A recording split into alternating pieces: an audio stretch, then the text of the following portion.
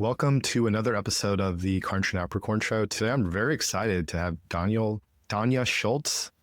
I knew her as DCG. We go way back, I think 14 years. She was the second hire at Skillshare. Yeah. We worked, I think weren't we co-working out of a space, and we all worked out on one long table trying to figure out how to make Skillshare work.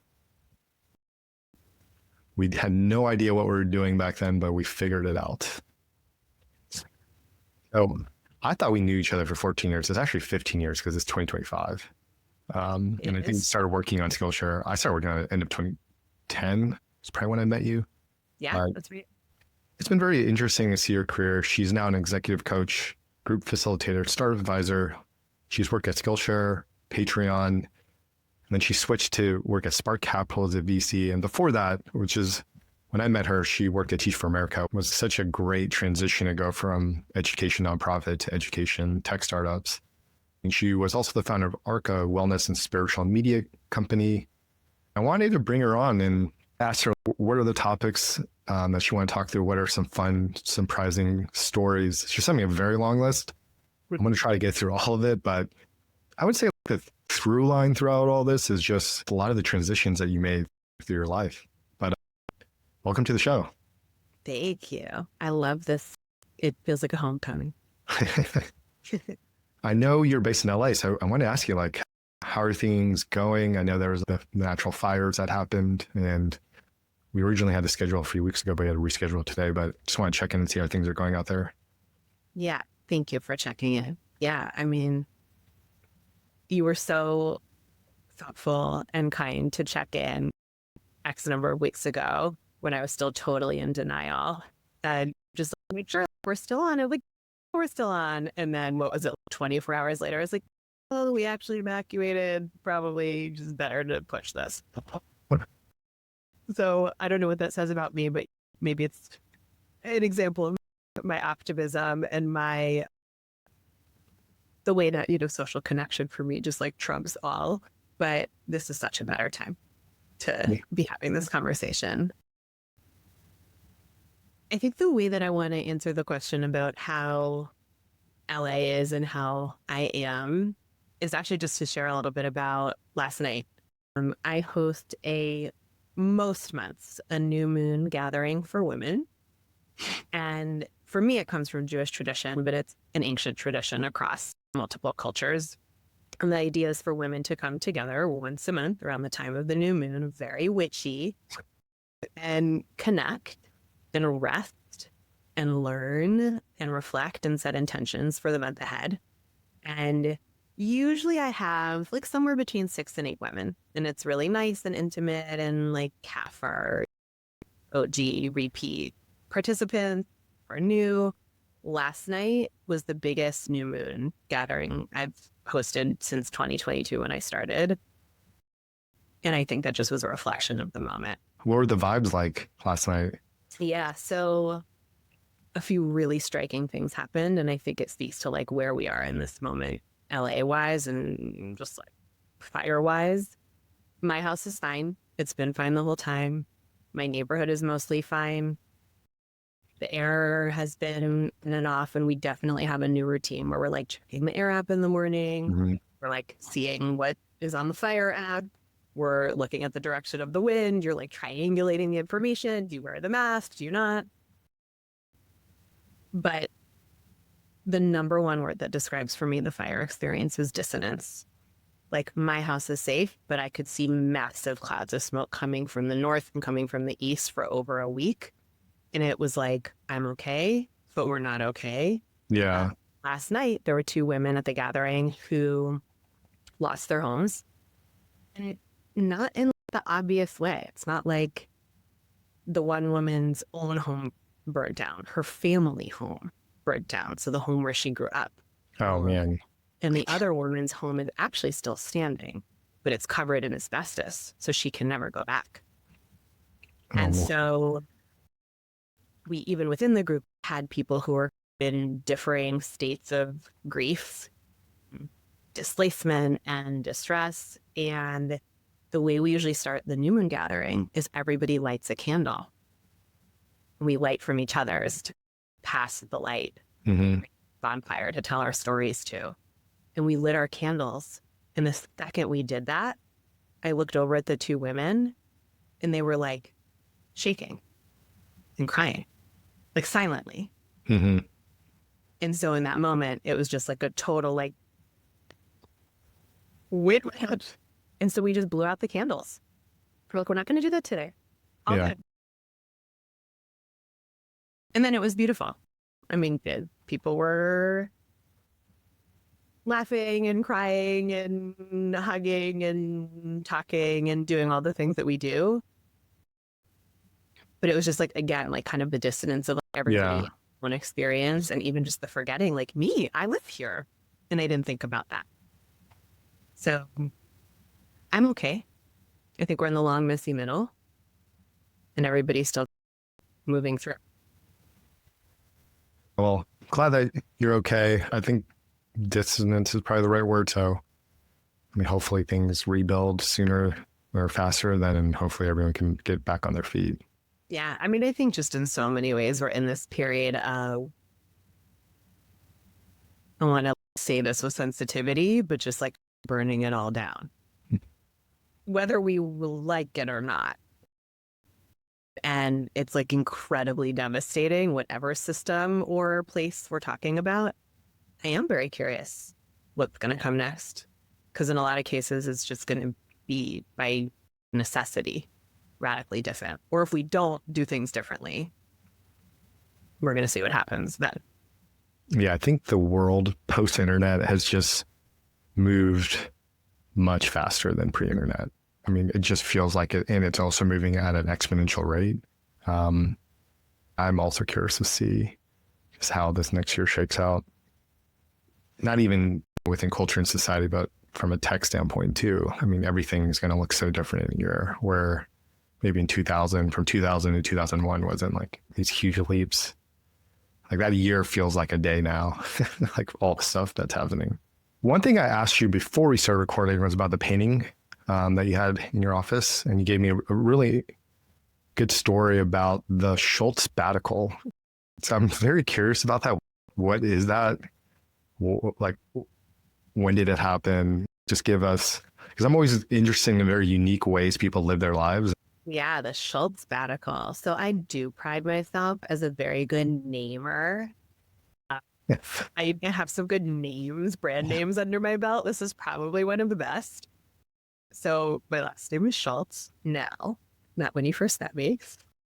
And in 2021, my husband and I decided to take a multi-month sabbatical, a true no work sabbatical. And the context was that in 2019, I wound down my company and also was pregnant. And then my daughter was born at 25 weeks, which was a wild shock. Not at all something we were expecting. It happened while we were across the country and home. And I thought I was going to figure out what I was going to do with my career, like during my third trimester. And everything changed when I didn't have a third trimester. And so I ended up being a totally unplanned stay-at-home mom, which had never been in my plan. And then the pandemic hit when my daughter was about a year old.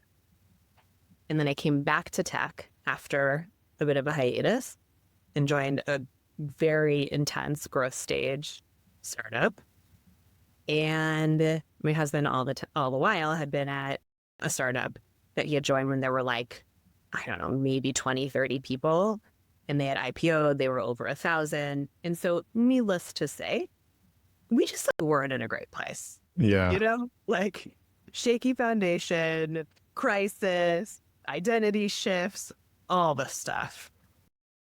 And years ago, like years before that, he and I had been to the south of Spain a couple of times for a cycling training camp, which are not words I ever thought I would hear myself say. But if you can't beat him, join him. And I really liked him enough, so I got on board.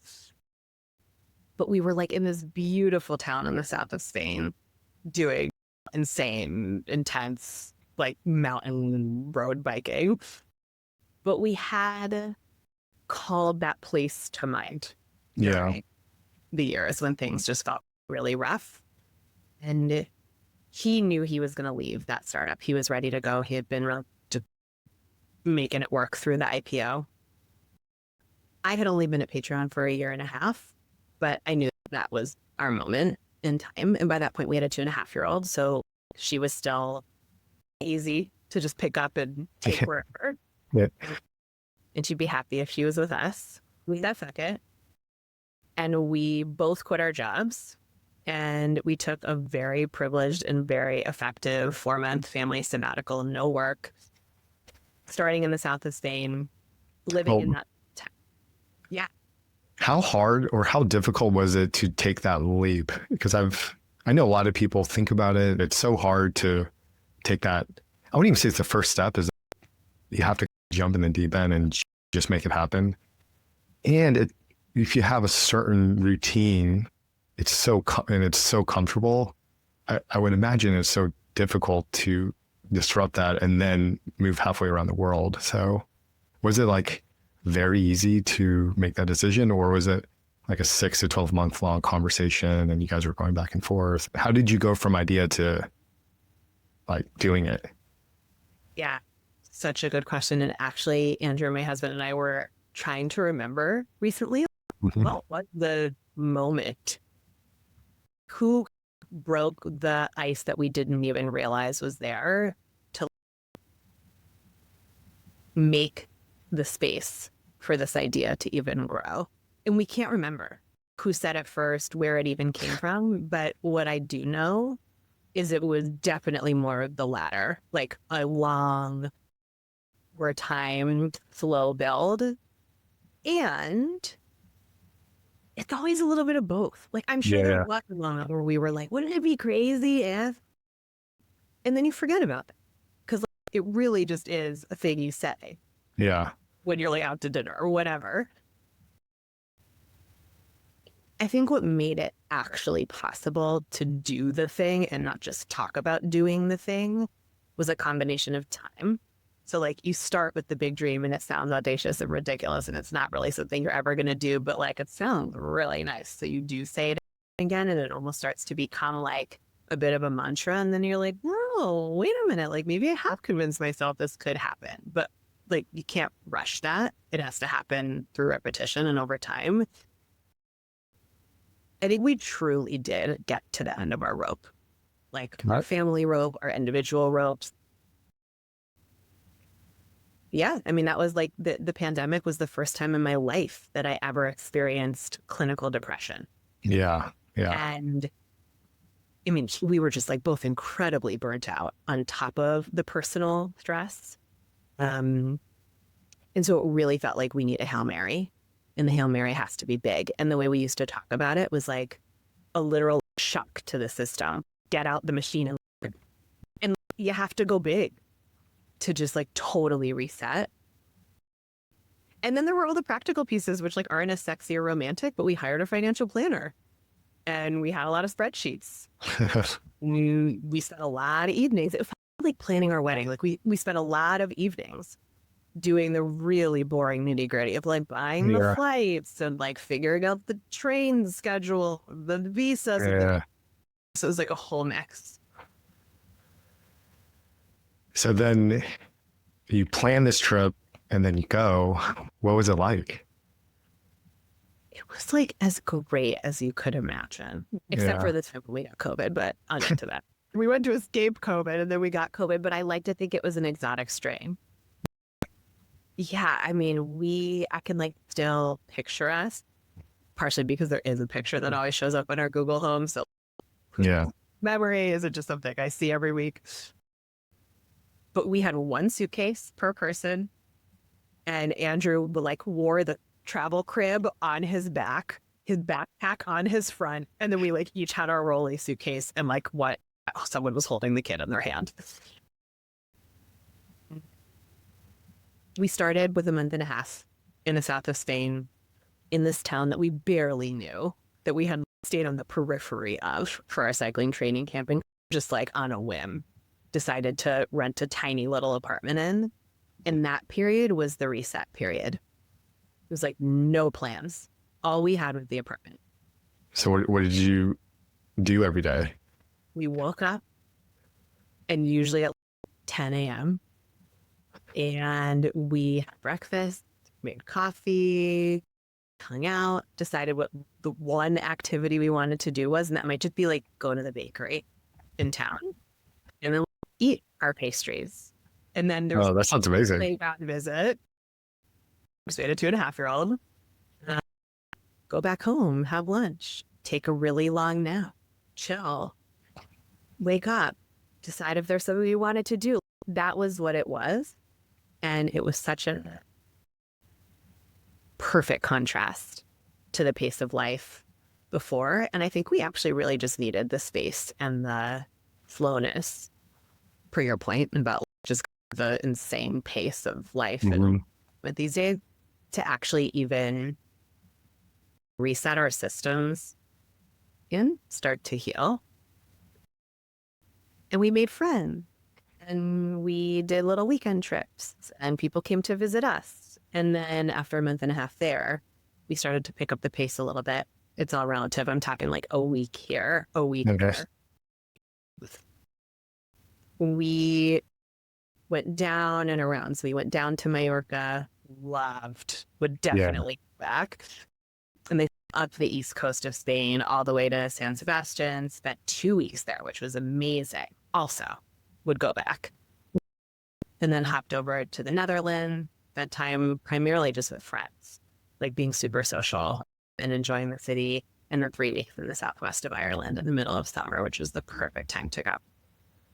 And then you do this trip, Shults Sabbatical for 4 months. Are you thinking about what you're doing next? Or were you just free flowing in, and what happened after that? So on the practical front, I think it's worth saying we built in buffer financially on the back end of the trip so that we knew that like on day one of being home, we didn't have to have full-time jobs. Mm-hmm. We also made a rule, which was that we could and should get inspired and think about what might be next for each of us or for our family. And we would not make any choices until we got. It's a good rule. Yeah, it was a great rule. And I remember exactly where I was when I actually started to know what was next. It was in, I want to say Clifton, the town in Ireland. And Ireland's like kind of mystical. They've got like all that. Very. Yeah. And I'm sitting at the table of our Airbnb, which was literally on top of an Irish bar. Just so perfect. And this has happened to me many times in my life. I'm very gut and intuition driven. I don't know if I could actually break down the science of it, but I just had a knowing that coaching was the direction for me. And so I allowed myself to start doing a little bit of research, and I began my spreadsheet of programs that might interest me. But those were our rules. We set aside some safety on the back end, and then we also said it's okay to get inspired, and that's what we should use this time for, but we're not going to make a choice till we return home. Were you thinking about coaching, or how did that evolve, and what was that moment that made you realize that it was the right next step? I'm actually noticing a theme emerge like in this conversation, because the answer to my question is really similar to the Shults Sabbatical. I think in any decision-making process, there's the moment or the moments when you really start to know internally. And for everyone that looks and feels different. For me, it's just like the magnetic pull, like a gut sense, a comfort or a discomfort. And then there's a really long process, and everybody's process looks different. And it's like your idea or your knowing has to interact with life. So be tested out. And maybe that's like between you and your partner. Maybe that you're like doing little experiments or versions of it and seeing how you feel and whether or not you want to continue. And it takes a long time before you actually get to the point where it's like it lands and then you shift to action. So I think for me with coaching, the germ of the idea started probably like in high school. I mean, I was a peer leader, which is like, Oh, I would, me, I've just done the same thing my whole life in different yeah, shapes. I would even say you were like my coach at Skillshare in a way. Yeah. Very untrained. Yes. Yeah. Very helpful. I felt like it was just natural to you. I mean, and I've heard that, but I think I just took that as cool. Like people feel comfortable with me, or like, ooh, what a privilege if people are willing to share their stuff with me. Mhm. But really, like from the earliest that I can remember, I never wanted to be a therapist, but I always have wanted in some way to be in a position of like confidence with someone where they're trusting me with who they are. And either I'm listening or I'm advising or both. And so I think in more recent years and how I landed in that moment at the, table above the bar in Ireland was that before I came back to tech in my last full-time tech role at Patreon, I had been running my own company, which came out of a passion project. The passion project was called Pop-Up Shabbat. It was a pop-up Remember restaurant. that? Yeah. Yeah, it was amazing. It was such good times. I always feel nostalgic for that. I can't even imagine doing something like that now, but it was like my answer to what it means for me to be Jewish at the time, like in my 20s and dating and then marrying someone who wasn't Jewish. I felt like I had to go outside of my life to go do and be Jewish things and then come back to Brooklyn instead of the Upper West Side or whatever. So I started Pop-Up Shabbat with my husband and our friend Melissa. That was a total passion project. You know that because we were in the red, but we kept doing it. This was before the sabbatical. Yeah, this is well before. This is actually right after Skillshare. And I kept doing. So Skillshare, Spark, the pop-up, and then the break, and then it was Skillshare. Yep. Pop-Up Shabbat. And then if we're doing the Gantt chart, it was like Pop-Up Shabbat, Spark Capital. So I kept doing Pop-Up. Got it. Which is on the side. And then when I left Spark, it was to turn Pop-Up Shabbat into ARC. So I took the pop-up restaurant and really shifted it into a media company, lifestyle brand. It was like the era of Goop and food. Yeah, I remember that. But it was during that time. I ran ARC for 3 years, and it was really rooted in Jewish tradition, culture, ritual, open to anyone. And it's still actually hard for me to say this out loud now because it feels cringy, and maybe that's because I still hold some discomfort around it. Mm-hmm. But people started calling me a spiritual leader, which like on one hand is, yeah, I'd love to start a cult. It's like totally awesome. On the other hand, it was like, no, I'm not a rabbi. Yeah. And then also, oh my God, what a burden, what a responsibility. What does that even mean to be a spiritual? But I, by the end of ARC, did to some degree claim at least others' perceptions or expectations of me in that role, and also started to question, okay, well, what does that mean to be a guide, if not leader, of others' spirituality? Spirituality to me being like, who am I? How do I want to be in the world? And when I answer those questions, I necessarily come into contact with mystery, things I can't explain, and also others, relationship. So I think it's been building for a long time. And I don't know what kind of landed the plane in the end. Yeah, the reason I asked you about that, I guess I'll just call it your resume, is because you've done so many different things. Like you've done the tech startup, nonprofit, VC fund, started your own, I guess, pop-up business that turned to media, and then you shifted into being a coach. So those are a lot of transitions to follow, like so many different paths. Or you just following your curiosity, or you're just going with your gut? I think it's like my greatest superpower and also the sharpest thorn in my side. I think on one hand, I am so proud of myself for unconsciously, like without it, being entirely curiosity and intuition driven in my career and really not at all afraid. It took me years to realize, largely through the playback of others, that's normal. And in an awesome way. Other people were like, wow, like, how could you do that? And to me, it was just like, I don't know. How else do you like decide what you're going to do next? I think the word that comes to mind to me is courageous. I think you have to be very courageous to pursue so many different things. And I think most people like look at that as daunting or scary. So, I mean, even going on that sabbatical takes a lot of courage to uproot your entire family and do something completely different. But it sounded like you guys especially were at like the end of your rope at your wit's end and you needed a shock to the system. I always admired that about you, trying something, and if you're not feeling it, you just move on to the next thing. It's a delicate balance, right? Yeah.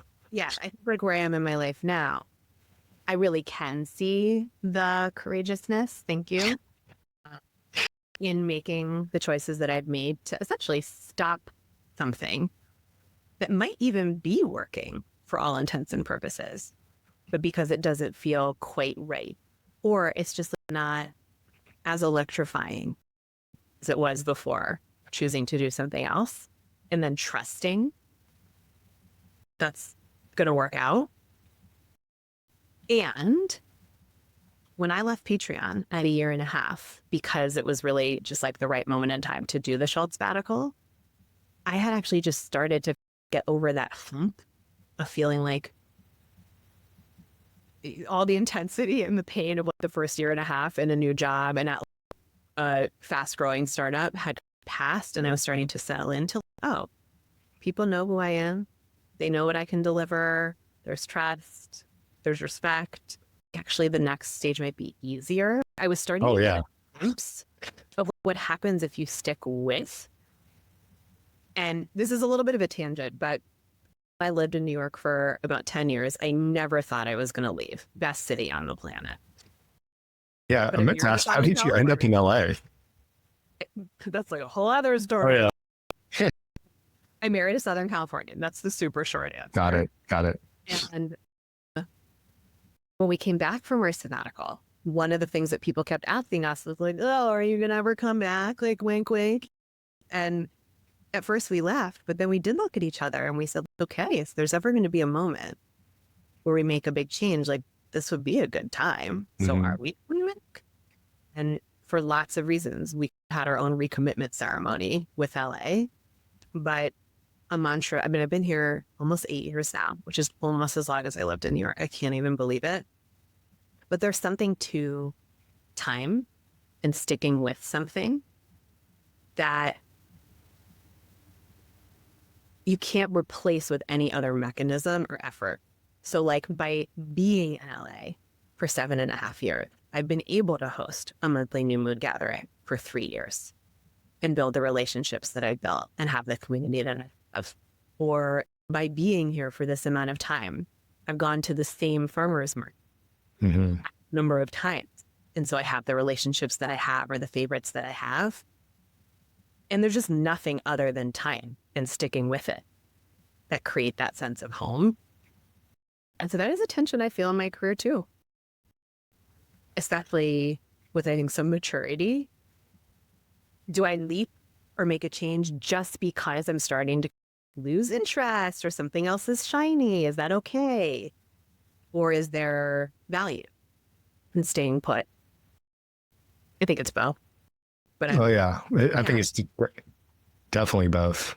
I mean, you could live in one city and do mini sabbaticals in another one over the summer or over winter break. So I think you can definitely design a life where you can have both if that's what you want, like the stability of your community with allure and excitement of having a sense of adventure for your family. Yeah. I think one other thing to say there too, because we live in a very me culture. So much of what I've just talked about is like my intuition, my gut, my desire, my interest. And that's real. Like I'm very in touch with all of that. And anytime I've made a leap, like from Teach for America to Skillshare, from Skillshare to Smart Capital to my own thing, for me, it's always been a balance of the internal kind of sense of like, it's time to go and paying attention to what's going on in the world. I do think of myself now as maybe like a mini futurist. I wouldn't say I'm like on the extreme end, but definitely a trend watcher. And so part of why, like when I left Skillshare and I was trying to figure out what I wanted to do next, there were two other people that I knew of at notable VC firms who were on the core team and not an executive assistant or a. And so I saw the beginnings of a thing. Oh, I see. Just like when I joined Skillshare, they were like, well, like, what the hell is a community manager? Do you do social media? Do you what? So I like to be at the beginning of it. I think that's something I've also learned about myself. And so any transition I've made has also typically coincided with something I'm seeing that's emerging that I want to be on the ground for. Do you think you'll ever take another Shults Sabbatical? We haven't taken one like that, but we do plan to move back to Europe, probably Spain for a year, and everything changes and you have a school-aged kid. So yeah, we'll have to work with and around that. But yeah, it's one thing to not be working and traveling and have a little toddler, and it's another to actually live and kind of plan even more solid roots, if still temporary. So yes, that is a desire. Okay. Shifting gears, I really debated whether to start here or give a little bit more of the context. Obviously, we started with the context, but you wrote something about entering your 40s and how that's a really big shift. So there's like pre-40s and post-40s. I think we're both on the post side. As you get closer to 40, I don't know if it's for most people, but what I've read in my own personal experience, like a lot of shit changes. Once you have a kid, once you work for however long we've worked at that point. What has been the biggest shift for you, like going from 39 to 40? Well, I'm still 39. So okay. What has been the biggest shift at 39? Excellent. Actually, for me, it's my relationship with my physical body. I am lucky to have not really paid much attention to my physical body for most of my life. And I've been a very physical person.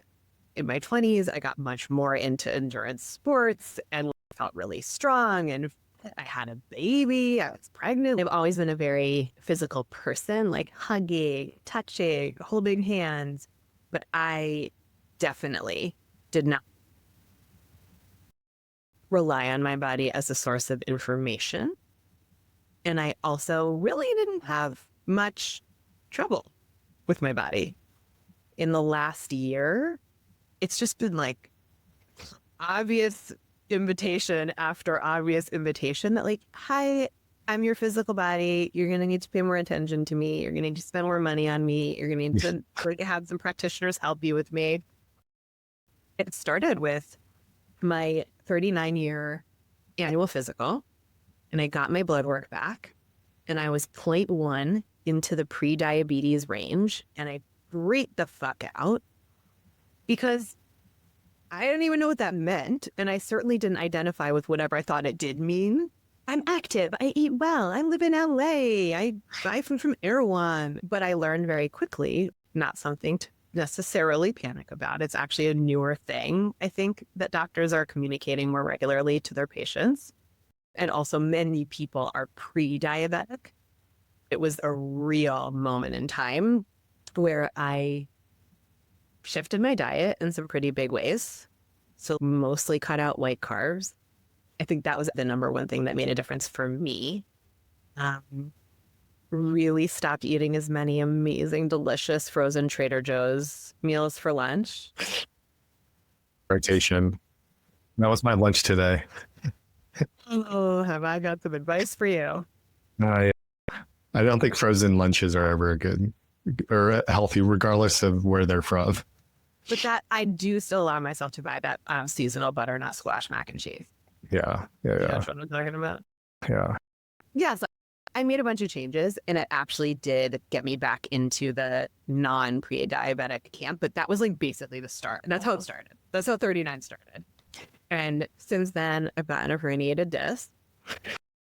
So I'm just like building my midlife repertoire now, but I'm enough on the other side of the initial shock of the pre-diabetes diagnosis and the initial pain and like 6 months of physical therapy of the herniated disc that I actually feel pretty psyched about this era where for the first time in my life, I'm actually prioritizing and paying attention to my physical body and nutrition and like the kind of support I need. Yeah, putting it at the top of the list. But it's rough. Yeah, it's a part-time job at this point. It kind of makes me wish that I focus a lot more in my 20s to not have the issues in my 40s, but hopefully by focusing on it now, we'll hopefully prevent a lot of issues in my 50s and 60s. But yeah, start noticing that, you have to tighten the screws a little bit more because, for example, my ankle is not the most secure. Like I always roll it and I'm like, oh man, I need to focus on strengthening my ankle so I can walk and run. But yeah, it becomes a bigger of an issue in your 40s for sure. What about like your marriage? I think you mentioned that you're coming on the 10 years. Congrats. It's a big milestone. Yeah. I'm like, what have you learned? What's worked? Like what happens at the 10-year? I haven't hit it yet. It's coming soon. It's so funny. It's related to the turning 40. My attitude about 40 was always like, it's just a freaking number. What's the big deal? And then, of course, like the day I turned 39, I was like, oh my God, I'm like, I get it. We didn't even talk about like, all of the spiritual crises of the past year that came along with the physical crises. And I actually think the same is true with marriage. I didn't think, like, what's 10? What's the difference between 9 and 11? But it is different. And I would say for us, an insight that arose recently is that over our 10 plus years together, we've experienced a lot of tough stuff. Being in the NICU for 98 days was like definitely the first big T trauma of my life and of our relationship. We moved across country. We lived through the pandemic together. There are just so many things that you imagine could,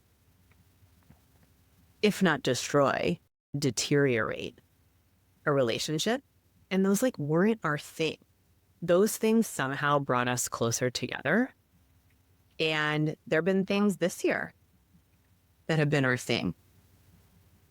And everybody's just going to be different. And so I think the aha there was like, you don't know what's going to shake your foundation. And you might even be resistant to that being the thing. You're like, this isn't that big of a thing. Like, why is this our thing? We've dealt with way bigger things. But I think for all of us, like there comes a time where we're asking, what is marriage? Like to me individually, to him individually, what are our expectations of marriage? Also, now that we know a little bit more about it. It's one thing to have expectations, year 1, year 2, year 5. Okay, like we got some data now.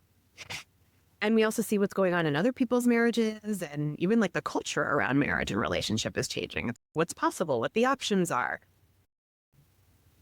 So I would say in a lot of ways, we're like in this moment where we're asking together, what is the vision for the next stage of our life together?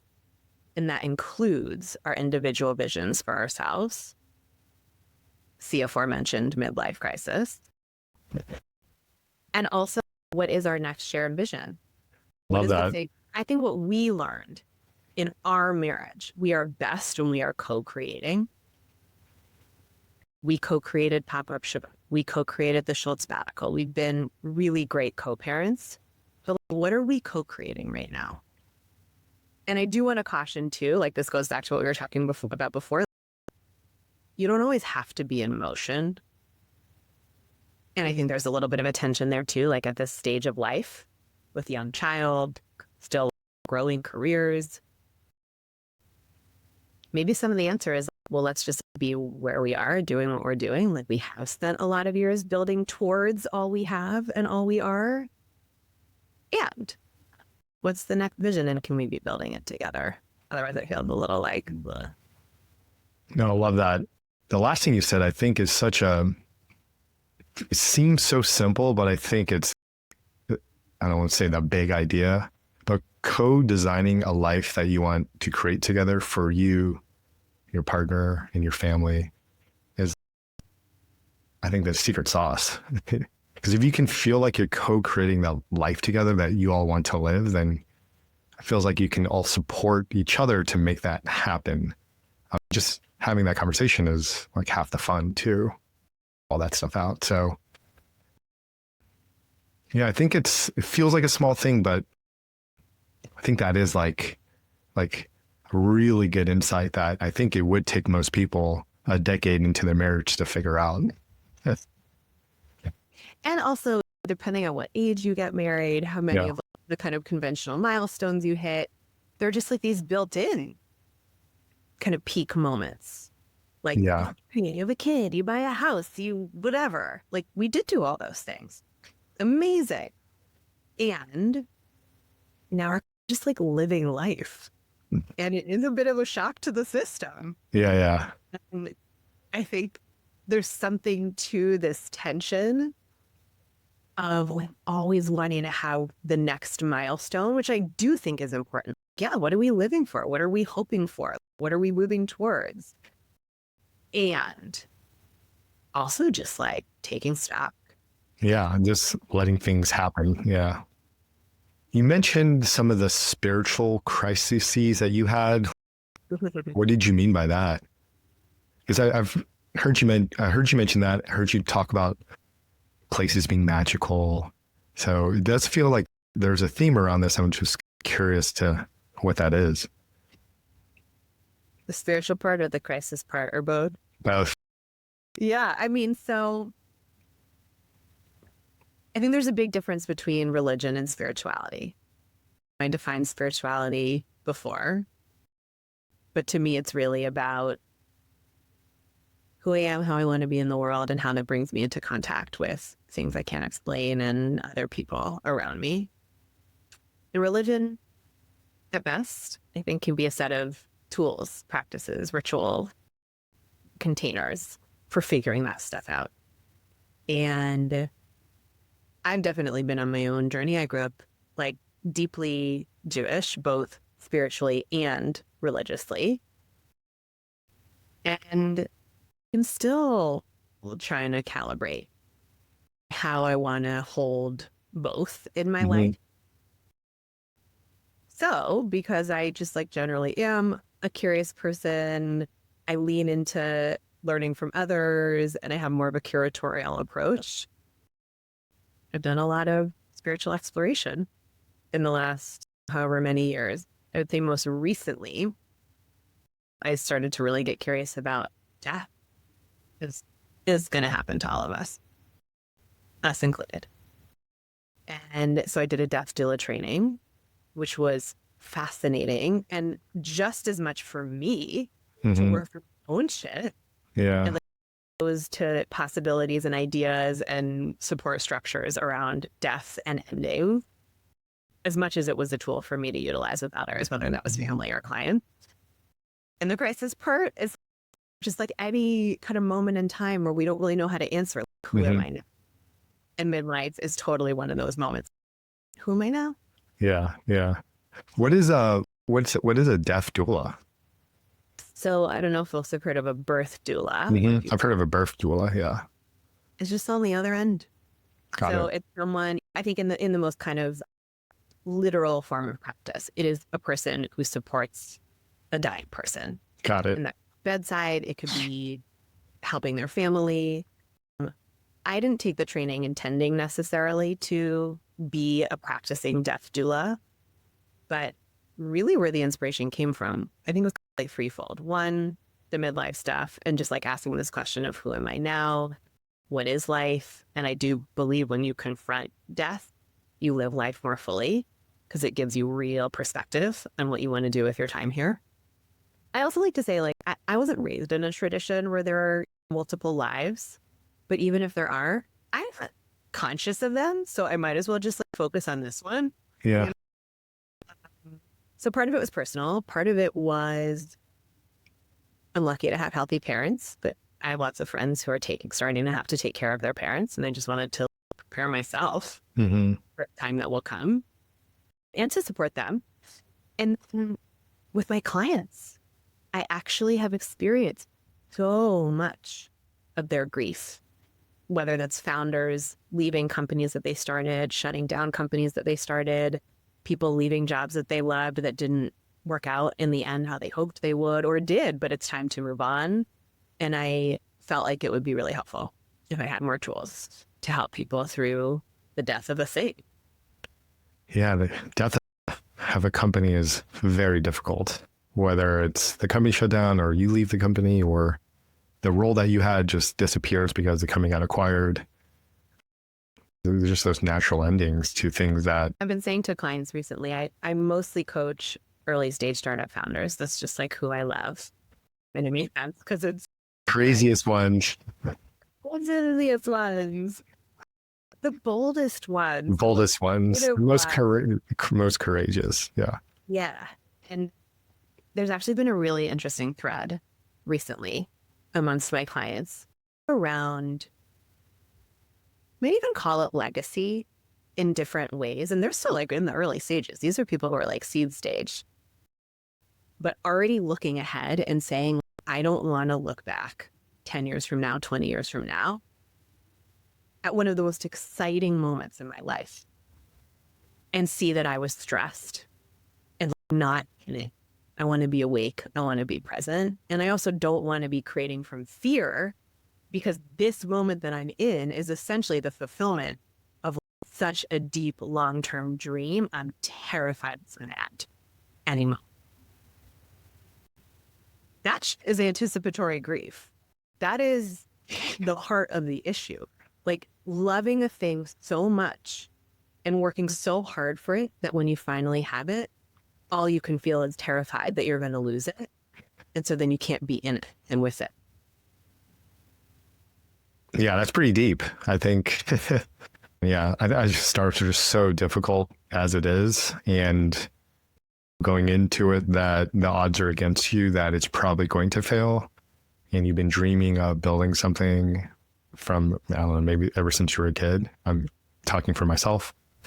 It's just really hard to like be in it, be present.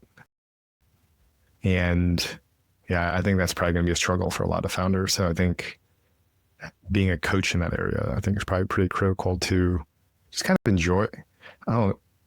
It's easy for me to look back and say, oh, just enjoy it.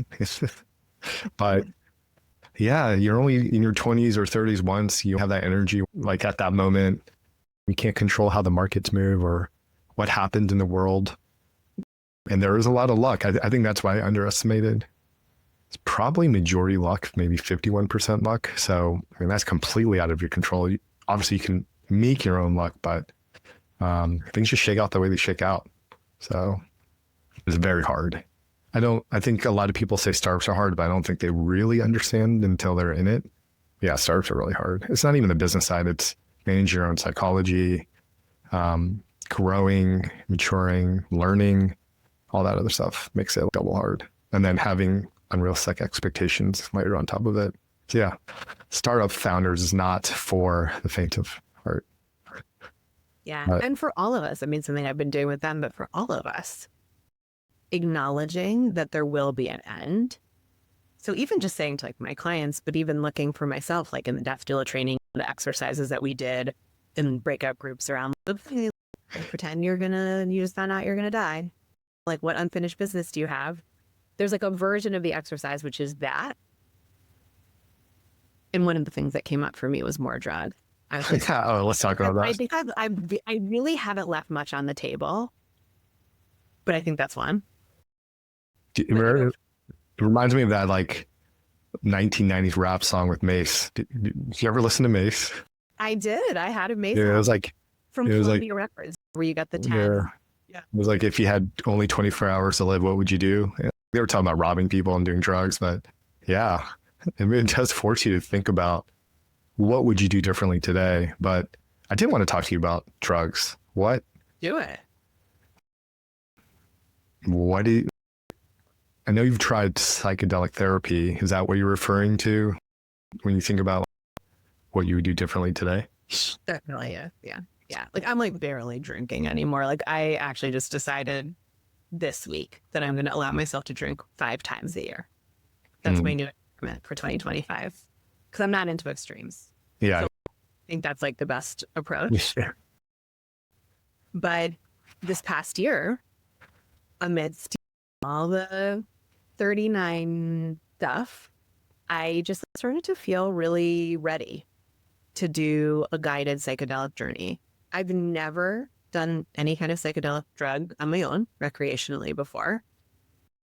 And then I initially thought, oh, I think what I really want to need is to go like subterranean. I want to dig up all this shit that I don't remember. I know it's in there. And in the process of getting to know a few different potential guides who all were, actually not all were therapists, but the one that I ended up working with was a therapist.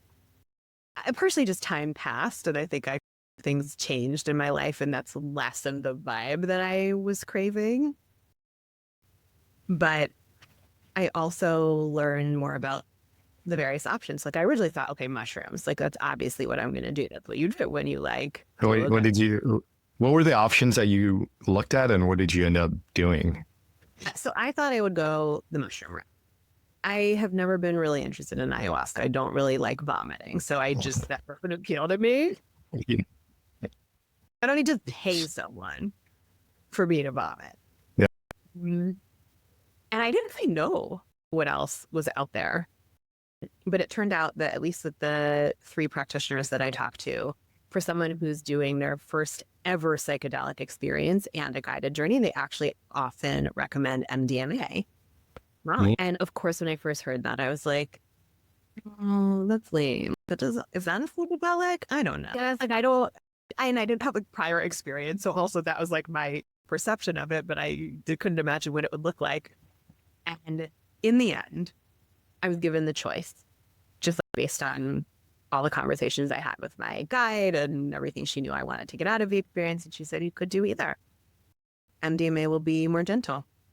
And in that moment, I set aside all of the shoulds about the deep, dark, mystical, whatever I even thought the other kind of journey would be. And I was like, gentle sounds really nice right now. I'd love to just be like warm and cozy and held and delicious. And that is what it was. And so, yeah, I want more of that. What did you learn from that experience? I'm still integrating. And this was in October. It was so funny. It's like before I even took the pill, there were lessons. Like I got to this is in San Diego and she has a little ADU in the back where I stayed overnight the night before and the night after. And the night before, she gave me a choice. There were 2 bedrooms. Like I could stay in the room that was the ceremony room. It had like very sparse but things in it. Or I could stay in the other room. And like for 45 minutes, I was like moving my suitcase from this room to this room. And I'm like, no, like I'm going to go back. Like it just already started with like, not chill. And before I went to bed, I opened the fridge to put some leftovers in. And there's this teeny little pretty plate with the pill on it. And I was like, hey, And so then all night I kept waking up thinking I was going to take the pill in my sleep. Like, I'm just so paranoid that it was just all going to go wrong. I show up in the morning to the room. She asked me, "How are you?" I immediately start crying. Like, just clearly there's so much pent up anticipation. Yeah. Like, what I want, I really want to get a lot out of it, but also what's going to happen. I get past that. I take the pill.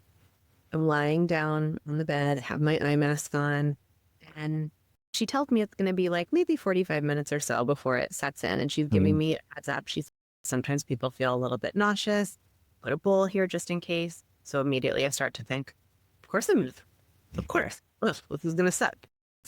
And she tells me sometimes it takes people a little bit longer or they need a little bit of a boost to the dose. So I'll check in with you. Let's see if it's working. So I get to 45 minutes. I'm not feeling anything. It's like the first time you smoke weed. And I'm like, it's not going to work on me. I'm going to be the one person in the universe that MDMA doesn't work on. So I'm going to puke. It's not going to work on me. Then I start to think I'm going to have a heart attack. Like, I am so worked up. Oh yeah, because she said your heart rate race. Yeah. And then I start to feel my fingers tingle. And she checks in on me. I'm like, I might be feeling something, but it might just be my carpal tunnel. That's literally what I said to her. Then a millisecond later, the most incredible, like velvety lift up happened. And the biggest lesson from all of that was there's another side to what if I have a heart attack? What if I take a pill in the middle of the night? What if it's amazing? Yeah. What if it's everything you thought it was going to be and more? And that was before the drug even really set in. Lots of them. But that was the first one, and it's really stayed with me. I want to share one other one because it's actually related to death. Maybe 20, 30 minutes in, I don't know. Who can keep track of time? I think it was like a 4 or 5 hour journey. I like felt this little voice in me that was like, I don't want it to end. It's so amazing. It's so good. Like I wasn't feeling any physical pain. It was such a gift. And she said, well, what do you want to say to that voice?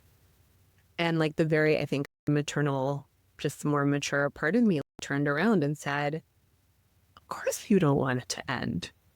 It's fucking awesome. And it's happening right now. Enjoy it. And that's really stayed with me. That's amazing. While you were on this journey, was the guide there to monitor you, or was she like revisiting experiences?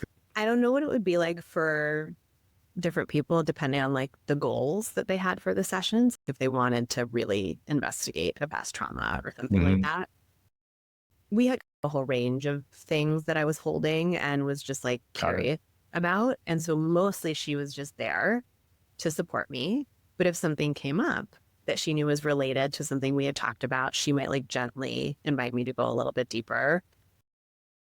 She took notes the whole time. So it's really awesome because I have her handwritten notes like from her tablet that I can now go back to. And some of them are my quotes. Some of them are like her reflection. Are you going to do it again? Yeah, I think so. Yeah. And I'm curious about other things too. Still not ayahuasca, but I mean, how did you find her?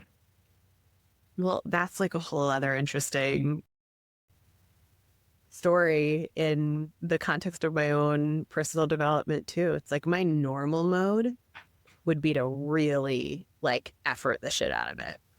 Make it a spreadsheet, find the most premier, best, like most interesting guides in the LA area, whatever.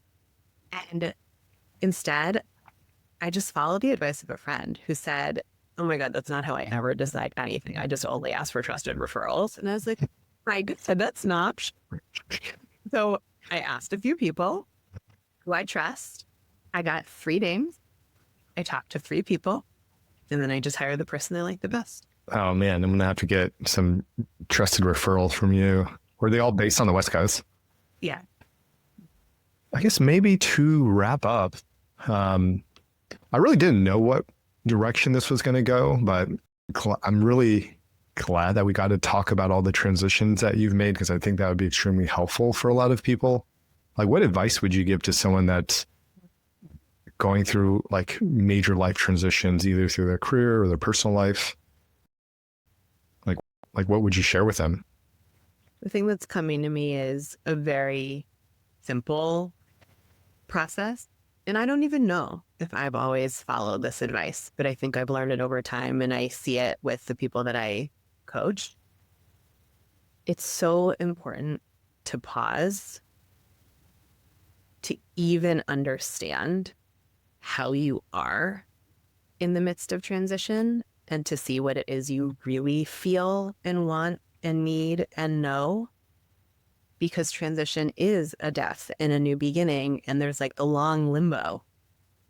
And so much of the arc of transition, I think, is a conversation between what you know and what you're being pulled towards, called into, told to do.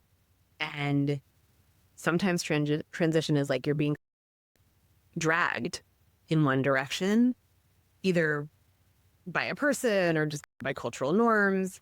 But what you know inside is that's not the right choice for you or the right path for you. And that creates a lot of pain. And it doesn't mean it can't work out, or it doesn't have to happen sometimes. Maybe you have a family you need to support, so you have to keep your corporate job or whatever the thing is. But I think we all have to cultivate a deeper capacity to pause, even if for 5 minutes a day, to just get like some real information about what it is that we would truly love. And we can choose to compromise that for lots of good reasons. Or we can make choices that align with the truest kind of version of ourselves. And I don't judge, but just do it with intention. Spoken like a true coach. That's really good advice. Well, it was great seeing you, Danya. Thanks for jumping on the podcast, sharing your story.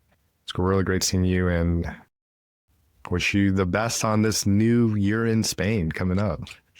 Yes. Need to be determined. Thank you so much. It's so fun. And 15 years. How are we celebrating our anniversary? Let's talk offline.